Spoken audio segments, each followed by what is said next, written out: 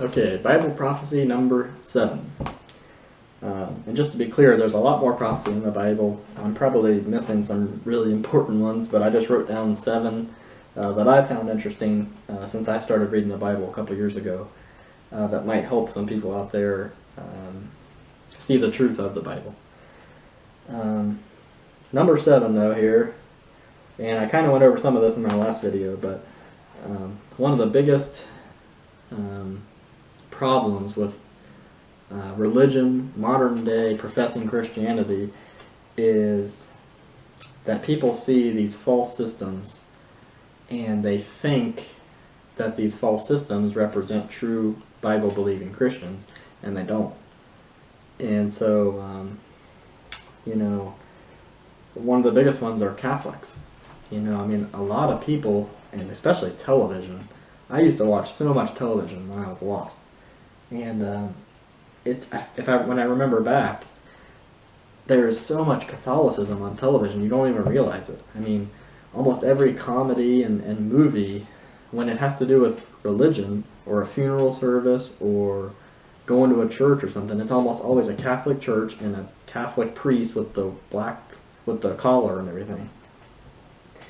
And it's just kind of weird that, they try and drill into your head that Catholics are Christians, Catholics are Christians, Catholics are Christian.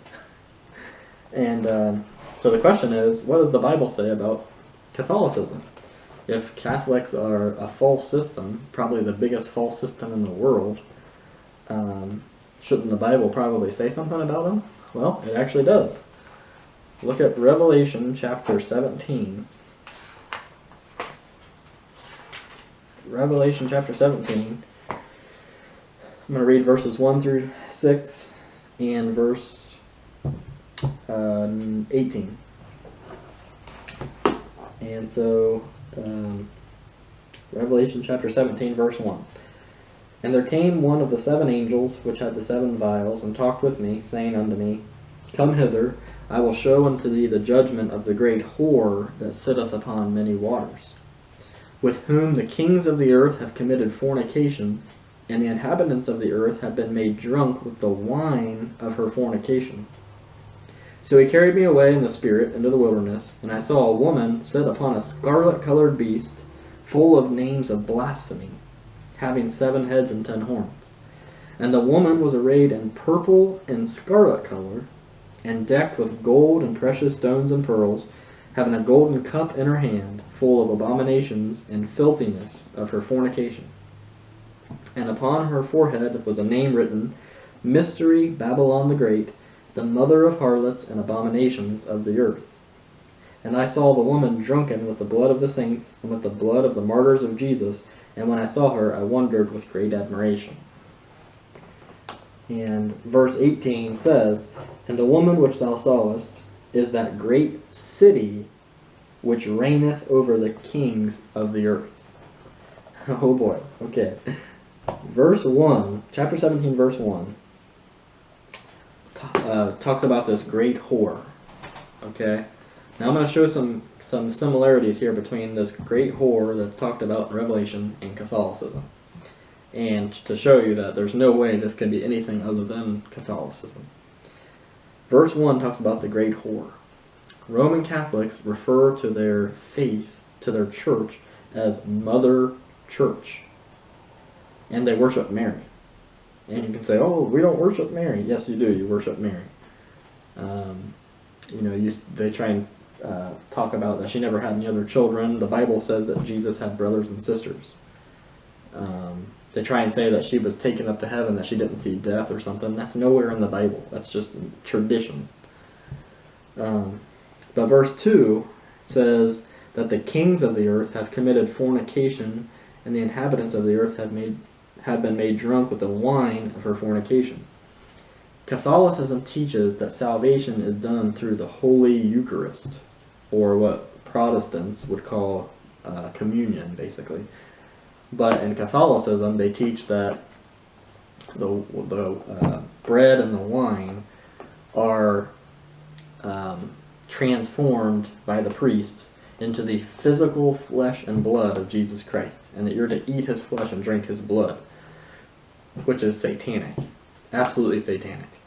And let's see there. It talks about in verse 2 that the inhabitants of the earth have been made drunk with the wine of her fornication. And they actually use wine. They don't use grape juice, they use wine.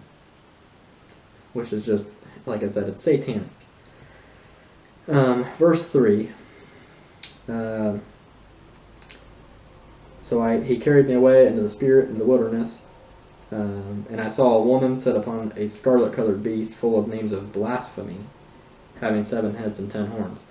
The Pope, the head of Catholicism, refers to himself as the Holy Father, or the Holy See, or I don't know, there's probably a lot of names for him, but Antichrist is the best name for him, really, honestly.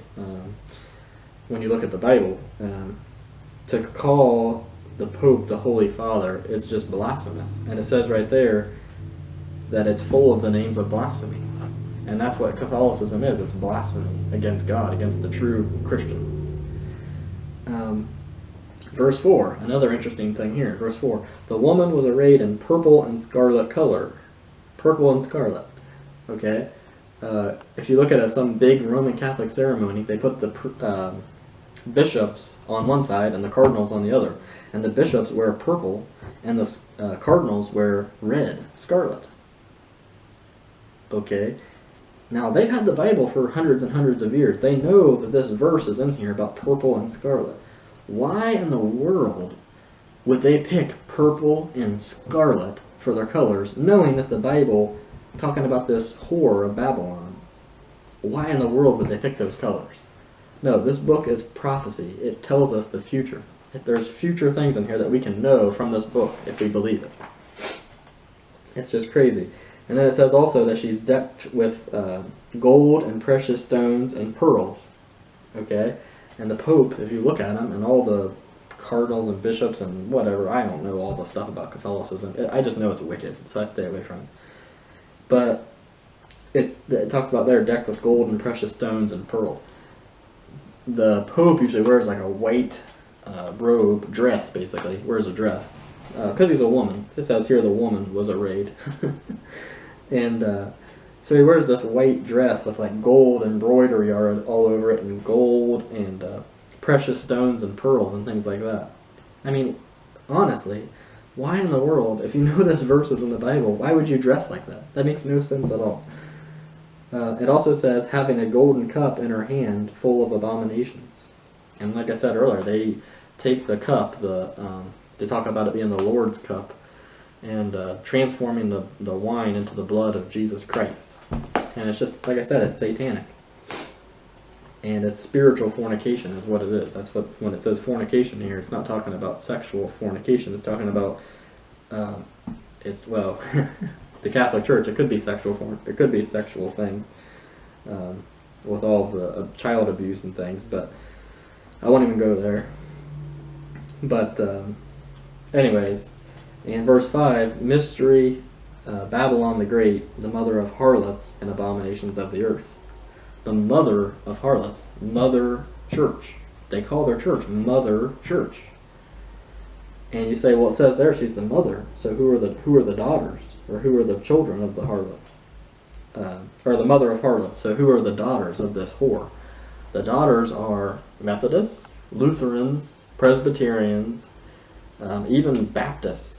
I mean, a lot of your traditions from these Protestant denominations is just Catholicism just redone, reformed. It's not, let's go back to the Bible, let's do Catholicism our way. And I'm not saying there's no saved people in those denominations, but I think there's a lot of false converts there. Why? Because they are doing the things that Catholicism does. You know, you'll see the altars come from Catholicism. The church buildings with the pagan steeples on the top, that comes from Catholicism. You know? And so right there, it's a perfect tie-in from Catholicism to these Protestant denominations, and they're all coming back to Catholicism. You know, I mean, look at Methodists and Presbyterians and things. They wear the robes just like the Catholic priests do. You know? It's just sick. Verse 6, I saw the woman drunken with the blood of the saints and with the blood of the martyrs of Jesus. And that one is 100% true for the Catholic Church. The Spanish Inquisition and things like that. Adolf Hitler was a Catholic. We'll do the research. Adolf Hitler signed a concordant with Pope Pius XII, I think. I might be wrong on that, sorry. But almost all of the Nazi officers were Catholics. And the Catholics today, just like then, hate the Jewish people. You know? They believe they replaced the Jewish people, which is not what the Bible teaches. The Bible teaches that the Jews are God's chosen people, and He's coming back to be their king in the future. And so it's just sick. And then the verse 18, the last verse I read, and the woman which thou sawest is that great city, like Vatican City, which reigneth over the kings of the earth. And for years and years and years, you see the presidents, you see the kings of other countries, the leaders of other countries, they go to the Vatican and they get down on their knees and they kiss the Pope's ring. It's sick. And you might say, well, the Vatican's doesn't have world power and things like that. Yes, they do. You might not see it, but they do. They have world power. And like I say, it's just sick. I mean, this whole chapter, just read all of Revelation chapter 17. I mean, there are some symbolic language and things that might not make a lot of sense, but a lot of it's pretty clear. It's talking about Roman Catholicism. So, is Catholicism biblical? Yes. But it is of the antichrist. It is of Satan. It's Satan's church. And Satan counterfeits everything Jesus Christ does. And so Jesus Christ has a church, so does Satan. And it's Roman Catholicism. And so when you see, Catholic priests and things, and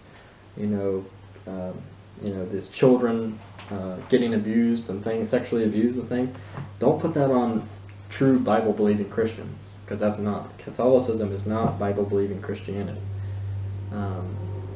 Bible-believing Christianity does not believe in their works like Catholics do to get them to heaven.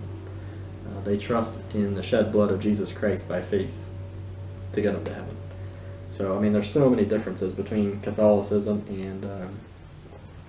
and true Bible believers.